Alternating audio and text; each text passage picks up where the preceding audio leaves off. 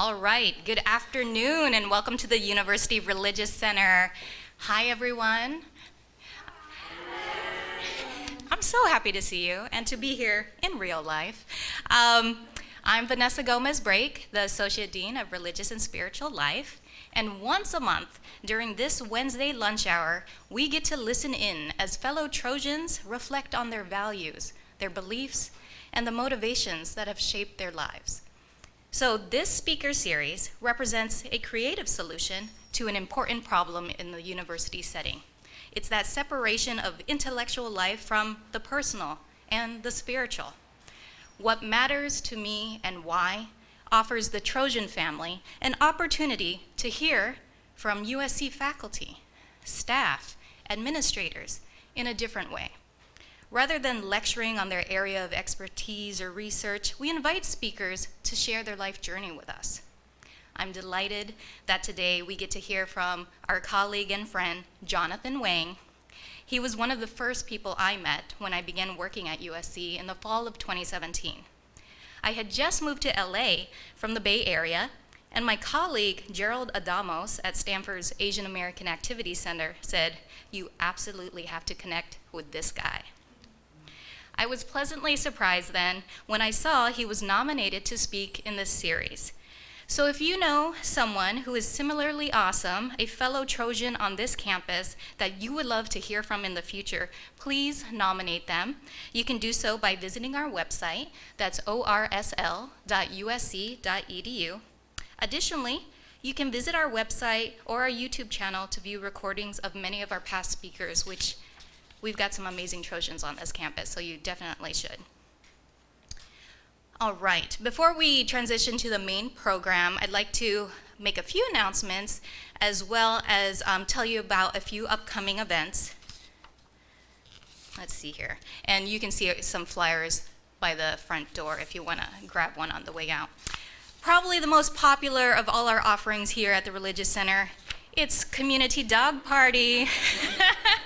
Yes, therapy dogs do provide spiritual care, but really it's an opportunity for students to connect with a fluffy creature, but also to connect with other students. So much of our work is about creating meaningful connections, and you know what? Dogs do that. Additionally, so that's tomorrow if you want to come right back. Additionally, for those of you who don't know, we have several folks on our staff who provide spiritual care. And so if you, a staff member or a student, is seeking someone to talk to, no matter the topic, you can come out and talk with one of us. And there's an online form to do that, or you can just walk into our office, which is URC 106, just in the corner there. And our door is always open, at least while we're here, 9 to 5. But we want to talk to you, we want to hear from you, and we want to know what's going on in your life. And lastly, I want to mention that tonight we have a campfire. There will not be fire, though will there? There might be. So as you were entering the Religious Center, you may have seen a tree. And what Reverend Jim Burklow is inviting everyone to do is really to set an intention for your school year and for your connections. And so go ahead and write that up, put it on a card. And then later tonight, we'll be here at the center, and we're gonna read those out loud because they'll be anonymous, but it's a chance for you to articulate the prayers and the wishes for your school year. And again, another opportunity to make friends. All right, so that's it for events going on this week. For those of you who showed up hungry, do not worry. There will be food, but as you know, under COVID, I didn't want to have you in here eating food. So what you're gonna do is, as you leave today, there will be bao buns from the Bun House. Feel free to just grab one and take it to go, enjoy it. We also have a lovely courtyard if you want to eat right outside, but I apologize that you cannot eat in the fishbowl today. All right. So after Jonathan speaks, we'll take about 10 minutes for a Q&A. So as you listen in, please consider what questions you may have for him. And at this time, I'd like to invite Jamie Choi up to the podium. She is the Associate Director of the Master of Science in Entrepreneurship and Innovation program. And she's known Jonathan for quite a while. So please help me in welcoming Jamie to the podium.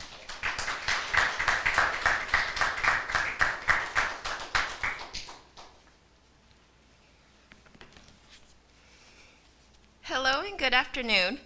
Today, it is my pleasure to introduce Dr. Jonathan Wang, Manager of Student Equity and Inclusion Programs and the Director of the Asian Pacific American Student Services. I have known Jonathan since the beginning of his time at USC. Back in 2011, Jonathan started out as our graduate assistant at APAS. Jonathan has always been an avid boba drinker and foodie, plant guru, and travel enthusiast. Jonathan is always the person who is ready to lend a helping hand, exceptional listener, and incredible friend. He has a passion for advocating for students and helping them navigate through the process of finding themselves and learning more about their identities. There are too many funny and embarrassing stories that I could share today, but somehow all the memories that I could think about revolve around food. We have been on many food adventures together. True story, Jonathan used to live in the apartment that my mom used to manage. One holiday season, we were going to host a party at my house for our APAS family, and I remember being pregnant and visiting my mom on Friday. I would always stop by his apartment since it was right around the corner. As he opened the door, I saw a huge bowl of dumpling meat and a tray of wonton wrappers. He was preparing for our holiday party and making the biggest and yummiest wontons. Of course, I invited myself and started to help him. We must have made 1 million wontons together that night. And to this day, I still crave wontons when the weather cools down and the holiday season approaches. Jonathan is really like your perfect son. Not only does he have all the awesome qualities I just spoke about, but he's also brilliant. He has published articles on undocumented immigrant Asian American students in the model minority myth. He has presented at national conferences all around the United States, and was also awarded Dissertation of Distinction in 2019. He has served on different boards and advocated for students his entire student affairs career. He's also an adjunct faculty member at the Rossier School of Education, teaching various courses. Did I mention he's also an Eagle Scout? Jonathan values his friends, family, and students. It shows in the things that he does. He might not always be the loudest or most outgoing, but he's definitely there when you need a helping hand. I am most proud to call him my friend and can't help but beam with pride that he's today's speaker and here to share his story with us. Please help me welcome Dr. Jonathan Wang.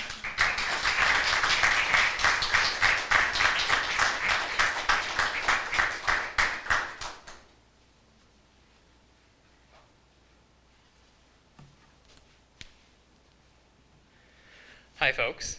I want to thank both Vanessa and Jamie for your kind introductions. Vanessa, it's been such a joy to be able to call you a colleague, and I'm honored that you invited me to speak here today. Jamie, I only have love for you.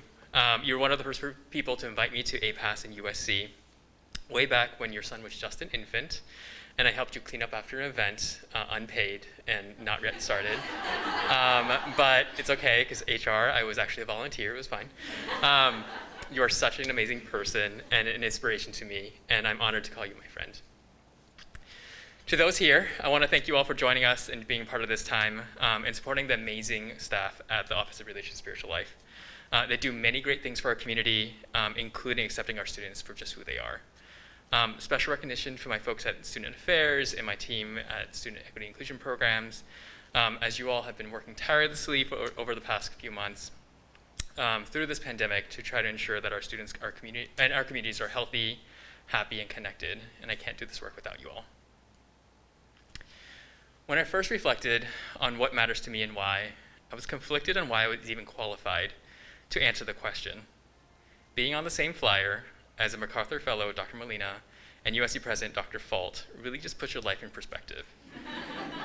What can I offer to you all? How can my words actually impact you? But be it imposter syndrome or just growing up Asian American, I struggled to find the right answers. Again, thanks to Vanessa for taking me out to lunch a few weeks ago and just encouraging me and instilling me with some courage to speak from my experiences, just who I am. I often don't see myself as a very inspirational person or a very dynamic speaker. I often get told that my voice is calming and soothing, and it's hard to keep awake during some of my lectures. I'm continuously conflicted on how I should talk about myself as well.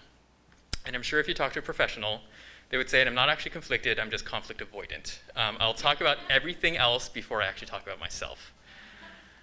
But But when I first started thinking about answering this prompt, I hesitated on making it too much about being Asian American or my Asian Americanness. I worried that I couldn't properly do it justice, and also simultaneously that I talk about being Asian American too much. I also questioned if this would even be important at all. But all of this made me reflect even more on why I shouldn't be more phenomenally Asian, and to continue to add to the narrative of what it means to be a part of this community, and how that has been constructed for us and not necessarily because of us. There's a great quote from the author Frank Wu in his book Yellow. Asian Americans are made, not born. Asian Americans are made, not born.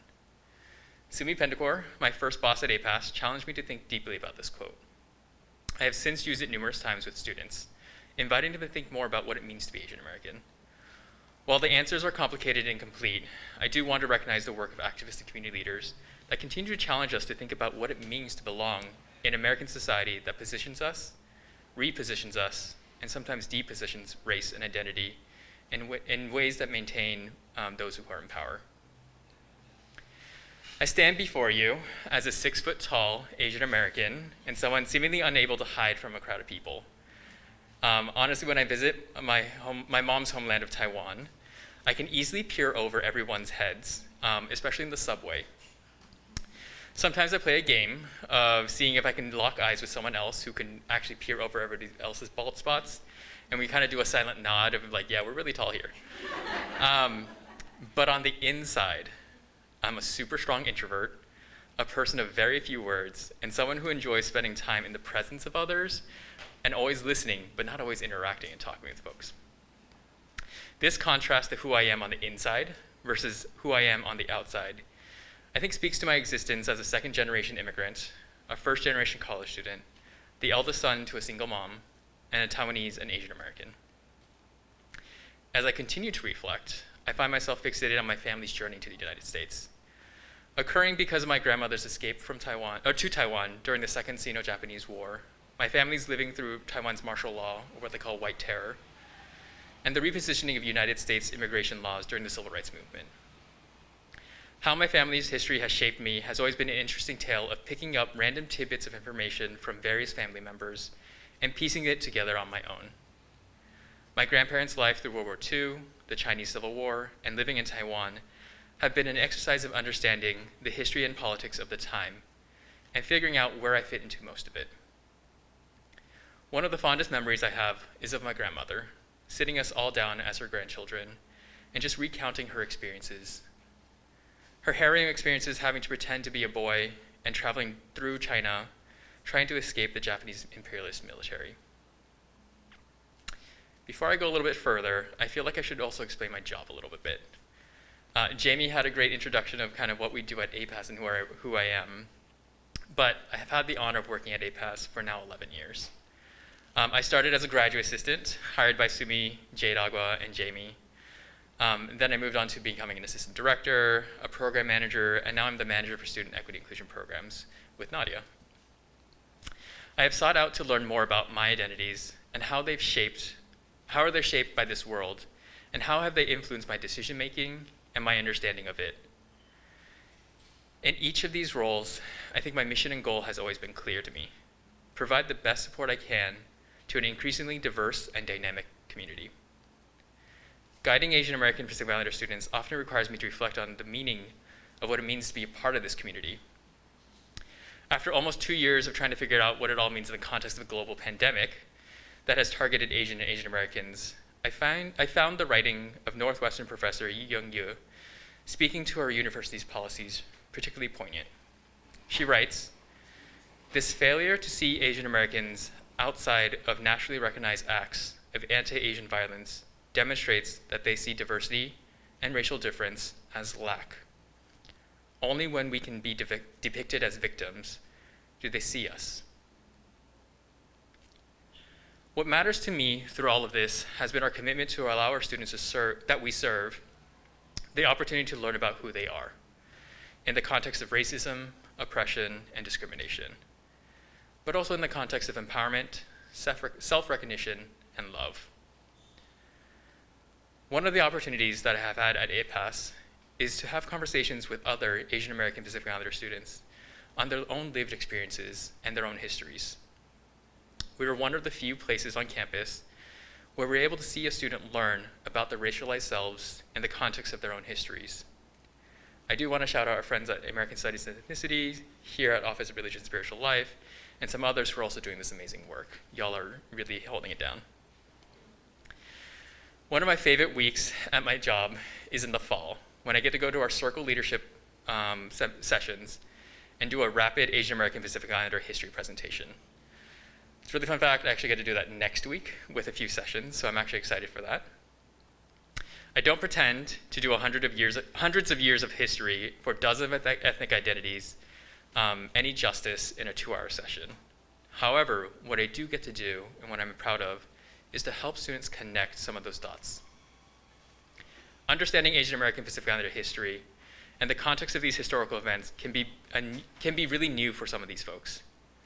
How we have tried to connect histories like indentured Filipino workers of the Spanish Empire colonizing the lands of what we now call California and Louisiana in the 17th and 18th century, to the strategic imperialism and militarism of the American Empire in the Pacific Islands through the 20th century, and the repeated internment and incarceration of Asian and Asian American peoples due to the xenophobic labeling of being labeled terrorists and spies. It can be a lot to comprehend in 2 hours. However, during this exercise, what it's allowed me is to just better understand my own family's history and why I get to be here today, standing in front of you all, talking about what matters to me and why. What is all too clear is that the history we are taught is far from complete. My own parents' immigration story is not always highlighted as a part of the larger narrative of Asian immigration after 1965.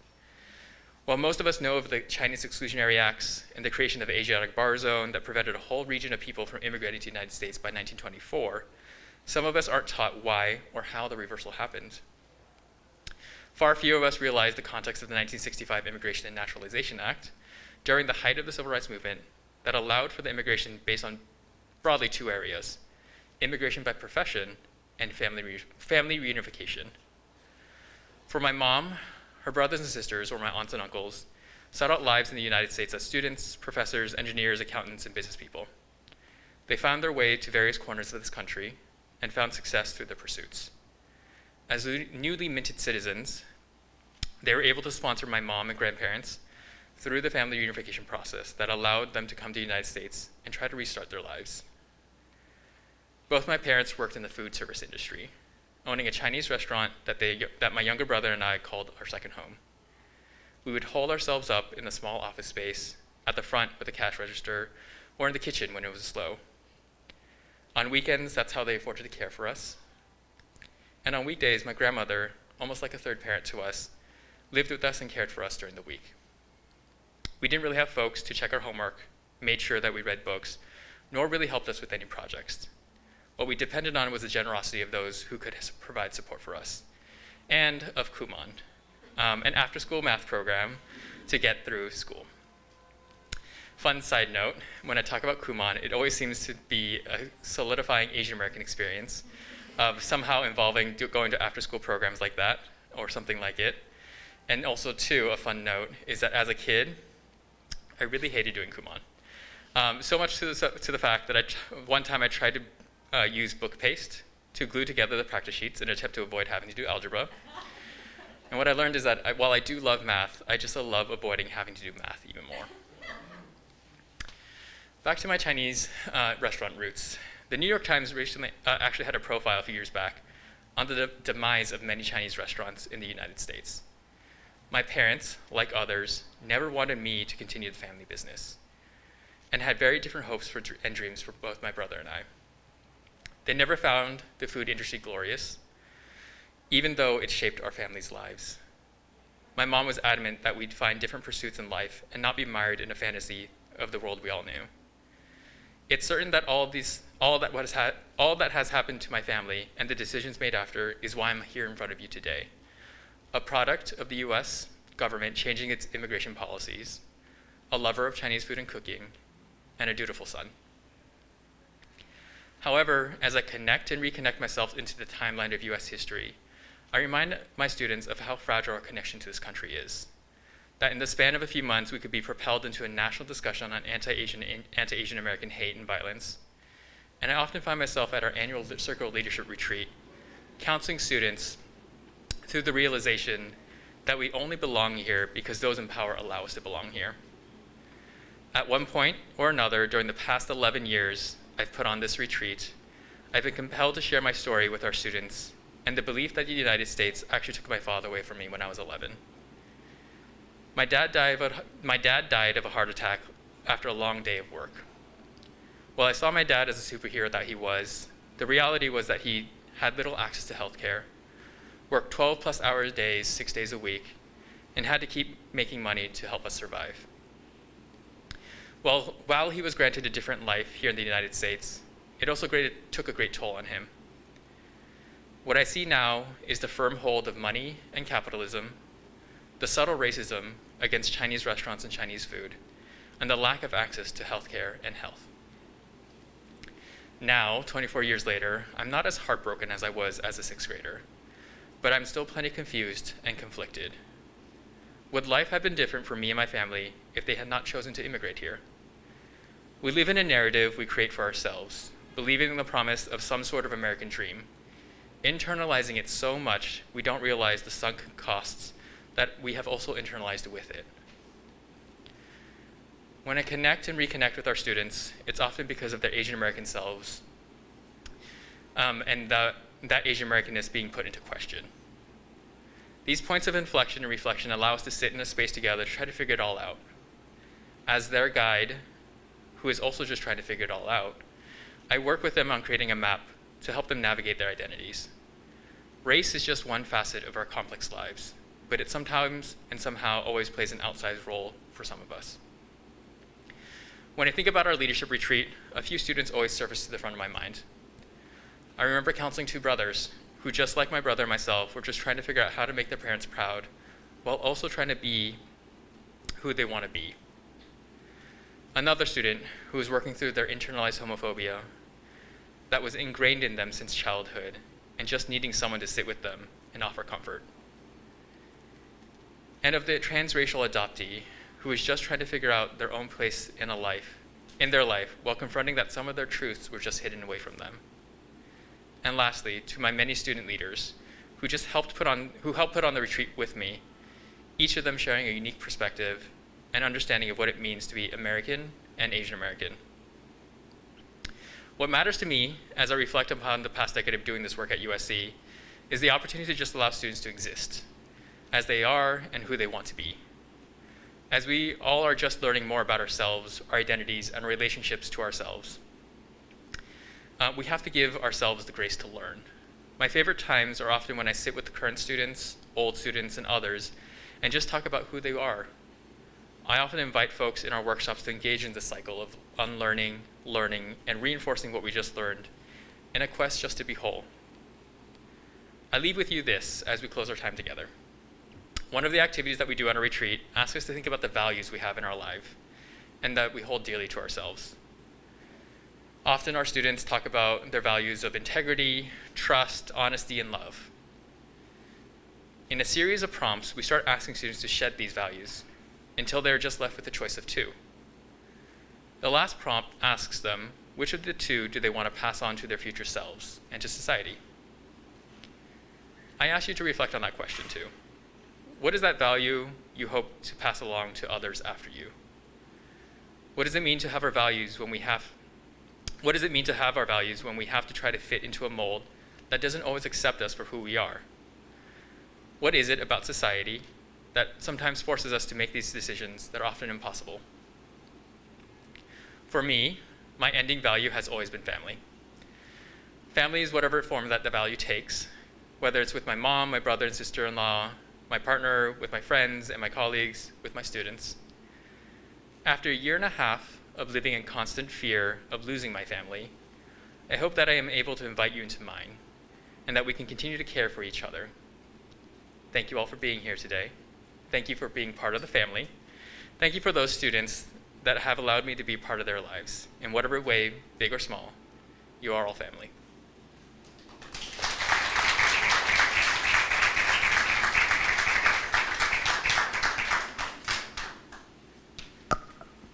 Thank you, Jonathan. Thank you. At this time, we're going to open it up for a Q&A. So this is your opportunity to literally ask Jonathan anything. Anything. He's in the hot seat, or I know. at the podium anyways. And so if you do have a question, please come up here and I'll hand you the mic, or I'll hold the mic for you.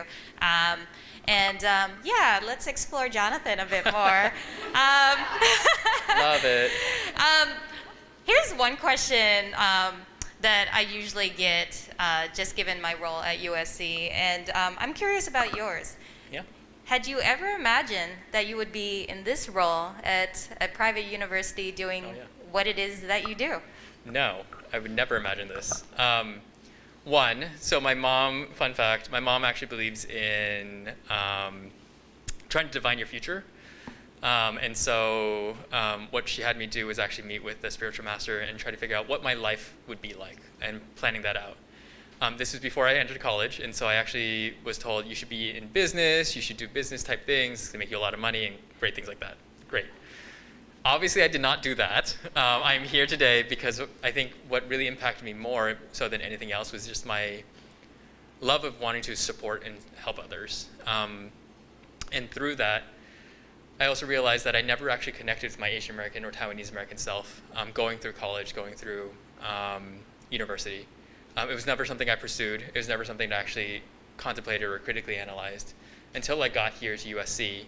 And through APAS and other venues, really learning more about myself and challenging myself to learn more about who I am within the context of the community.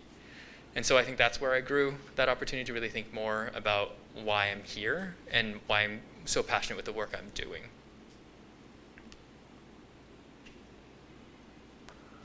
Other questions? Y'all can be anything.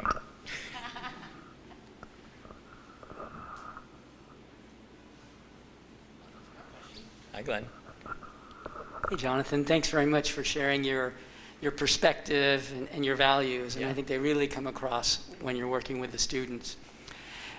The question that I wanted to ask you, because I was thinking back in March, you did a webinar for the community about anti-Asian hate, violence, and how to work with the PETA community. And you shared the findings from a survey, or the well-being survey, that showed that it was the Asian Pacific students had the highest rate of discrimination from COVID, and the lowest rate of resilience and positive mental health. Yes. And I'd written it down because it really stuck with me. How do you find 6 months later our students are feeling? I mean, what is their mindset, and have they recovered from that? Do they still feel some of the trauma? I'm really interested in the perspective that our students have. Definitely. Recognizing our colleagues at the student health area, really helping us with that information and getting that data out. But just that juxtaposition of understanding our Asian American student population, and then also our Pacific Islander populations, what that actually looks like, what that actually means in the context of COVID and in the pandemic. I think it's hard to say if we truly are going to be healed by the trauma that happens and continues to happen. But what I do see is that the continuous connection to community is a really strong source of healing. And so I also pull up the research I did in terms of Asian American students and well-being, that a lot of times students actually look for each other and peers for that support rather than seeking out support from us in terms of staff or faculty, because they seem to see that as a trusting source and seem to feel like they're not going to be judged for who they are. They don't have to explain who they are to their fellow peers because they are all experiencing very similar things. I think 6 months out, a year and a half out, I think there's still a lot of complicated feelings about what it means to be Asian or Asian American here in the United States especially. The rhetoric of the time still continues in some shape or form. But I think the reality is also that the fears that we potentially had of acts of violence happening on our campus haven't surfaced, which is positive. But that doesn't mean that it has gone away in terms of the invasiveness or insidiousness of really implicit types of bias or discrimination as well. So I think it's an ongoing conversation to continue to have, especially as seemingly for society, the prioritization always happens when there's hate crimes or attacks that are happening, and never when it's not a time of heightened fear.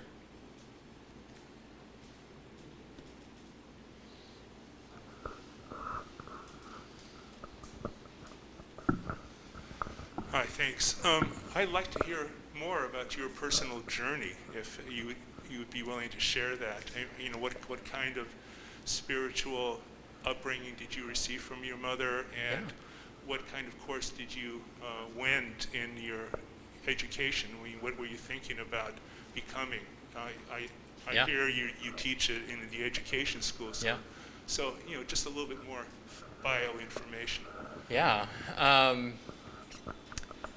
I think spirituality has always been interesting because I think I always juxtapose it with assimilation and try to how do I fit in? Growing up in a very Asian household, a Taiwanese household, there's a lot of symbolisms and practices of Buddhism and these opportunities to kind of think through that. And then when my dad passed away, I think we kind of moved towards just thinking through, how do we just be? How are we just here before each other? My mom's practice of spiritualism, I think, also impacts us in just different ways of just trying to figuring things out and finding answers that way, and it's helped. But I also, in that sense of assimilation is more, is this for me? Is this something that I want to be able to practice or do? More so because I just want to fit in. And as I was growing up, I think that was a big factor of that. How I'm here today and what I get to do today, I think especially what I get when I'm able to teach in classroom spaces is really just giving back. I think that's the opportunity that I really think about.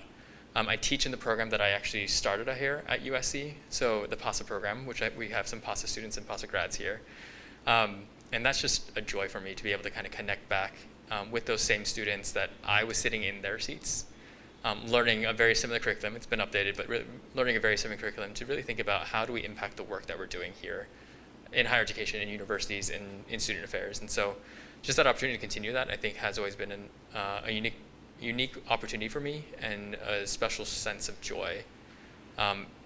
Even with students that I only see for one semester, I hope that I'm able to kind of impact them and really allow them to utilize me as a resource in the future as they kind of grow into their own roles in what they're trying to do.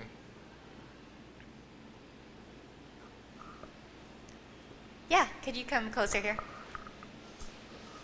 Hi, Joe. Hey, Jonathan.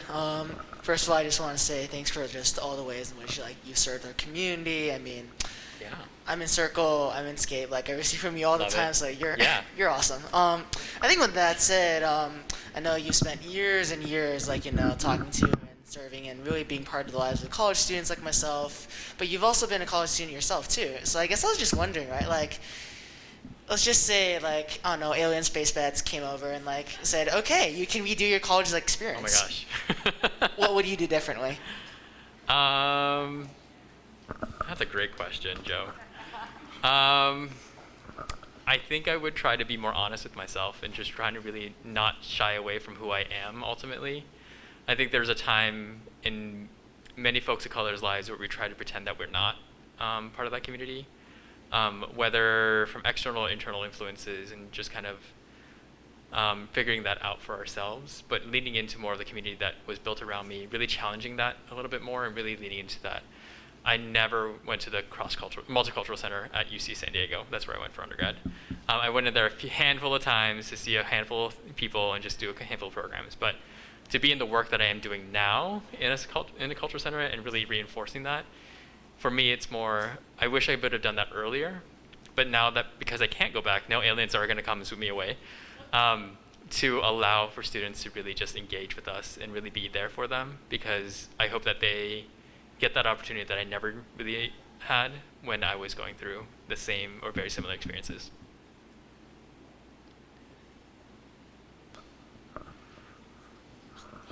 Hi, Trista. Hello, my friend, Dr. Wang. Thank you so much for today and sharing a little bit of your life with us, your colleagues and fans here. My question for you is, now you do a lot of work in intersectionality and helping students embrace all the pieces of them. So as a bicultural American, I'm sure sometimes you felt, as we hear from our students, like, I'm not this enough, and I'm not this enough, and I belong in these 2 or 3 worlds, but I'm not enough. They feel that way. And how did you, if you ever felt that way, how did you overcome some of those feelings of not being enough in those spaces? I probably still feel that way sometimes. I think when we have to navigate those spaces, I think the practical pieces end up being when I go out into the San Gabriel Valley where I live and I want to go to a Chinese restaurant, not being able to order in Mandarin and kind of struggling with the language, I think always positions me to figure out, can I do more? Can I actually figure this out? And like, why do I feel so shameful of not being able to speak the language and order simple food sometimes? To actually just trying and like pulling up Google Translate sometimes and just figuring that out and be like, okay, can I actually practice and be a part of that? Because I know that connection sometimes is lost on us, and we're sometimes told we don't want you to connect with that part of your life because we want to leave that part of your life behind. That was strong for my grandma, where there was components of just her lives, I think the trauma that she had to go through, where she just didn't want to talk about that or didn't want to be a part of that, but instilled other parts of it as well for us. So I think it's a continuous kind of figuring out of what does it mean to be enough, and I think you, by simply existing, are enough, and there shouldn't be judgment passed on you for not knowing the language or the culture or the community as much, but also how do you embrace it more? If you are interested, if you're curious, and you want to think about how you want to get involved with it, how do you find those ways that are safe for you to kind of do that? And so I think it's that continuous balance, because I enjoy going out to the community and actually ordering the food and learning the history and stuff like that, and I wish it was more part of my life. And then there's other times where I do feel some of that shame, and trying to navigate that I think is also difficult. Thank you for that. I was actually going to ask about your grandmother, but you sort of answered that before I could get to it, in regards to how it informs how you navigate spaces, and I just heard a bit of that right there. So if there's not any more questions, our food has arrived. Yay! And the menu is on there, and they're bao buns, and obviously we wanted the food to also represent our speakers too, and so as you know, food was an important part of Jonathan's story and all of our stories. Still is. So please do enjoy that. We also got some rolls from 85 Degrees as well, so you got something sweet, but again, you're welcome to the food, but please don't eat in here. So on behalf of the Office of Religious and Spiritual Life, Jonathan, we are so glad to have you as a colleague, a friend, and all the things. And so just a small gift for you. Thank you for being with us. Jonathan Wang.